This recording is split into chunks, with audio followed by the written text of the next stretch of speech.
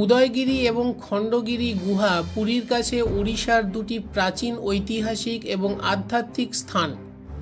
এগুলি একসময় জৈন সন্ন্যাসীদের ধ্যানস্থল ছিল এবং এখানকার গুহাগুলো তাদের জীবনধারা, ধর্মীয় বিশ্বাস এবং প্রাচীন ভারতের সংস্কৃতি সম্পর্কে গুরুত্বপূর্ণ তথ্য বহন করে।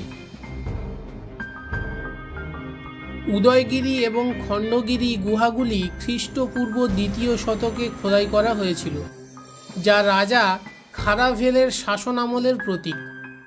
এগুলি প্রাচীন জৈন সন্ন্যাসীদের বাসস্থান ছিল এবং এখানকার গুহাগুলোর খোদাই আমাদের সেই সময়ের শিল্প এবং জীবনযাত্রার চিত্র তুলে ধরে।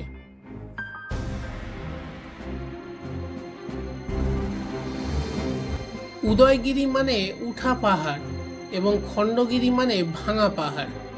এখানে প্রায় 33টি গুহা রয়েছে, যেগুলোর ভেতরে সূক্ষ্ম খোদাই, মূর্তি এবং প্রাচীন ভাষার শিলালিপি রয়েছে। এখানে পাহাড়ের ওপরে উঠে পুরীর চারপাশের সৌন্দর্য উপভোগ করতে পারবেন।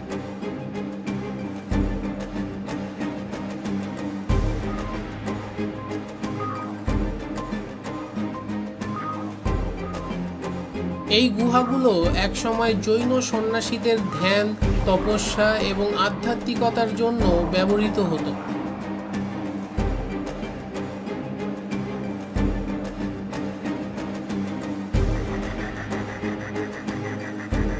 আপনারা যদি প্রাচীন ভারতের ইতিহাস এবং সংস্কৃতিকে অনুভব করতে চান, তবে উদয়গিরি এবং খণ্ডগিরি অবশ্যই দেখার মতো।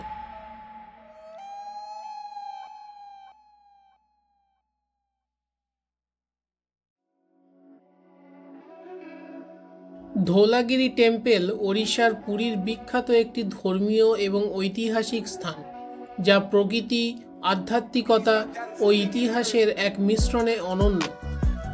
এই স্থানটি শুধুমাত্র একটি তীর্থক্ষেত্র নয়, এটি ভারতের মহান সম্রাট অশোক এবং কলিঙ্গ যুদ্ধের স্মৃতিবাহী স্থান হিসেবেও পরিচিত। খ্রিস্টপূর্ব 261 সালে এই পাহাড়ের পাদদেশে ঘটে এক ভয়ঙ্কর যুদ্ধ, কলিঙ্গ যুদ্ধ। সম্রাট অশোক এই যুদ্ধের পর হাজার হাজার মানুষের প্রাণহানিতে অনুতপ্ত হয়ে বৌদ্ধ ধর্মে দীক্ষিত হন। ধৌলাগিরি সেই শান্তির বার্তার প্রতীক। এটি থেকে পুরীর চারপাশের প্রাকৃতিক সৌন্দর্য দেখা যায়। ধৌলাগিরি টেম্পল মূলত সম্রাট অশোকের বৌদ্ধ ধর্ম গ্রহণের পরে নির্মিত হয়।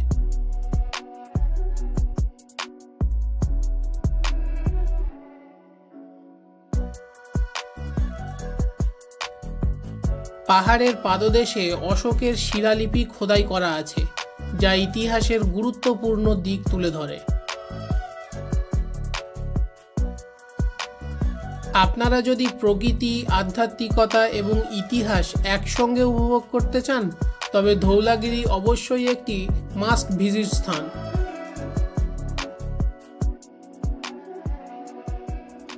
আমাদের পুরীর ভ্রমণ এখানেই শেষ করছি। আশা করি ভিডিওগুলো আপনাদের ভালো লেগেছে। আমাদের পরের ভিডিওতে দেখা হবে আরও একটি নতুন এবং আকর্ষণীয় জায়গা নিয়ে।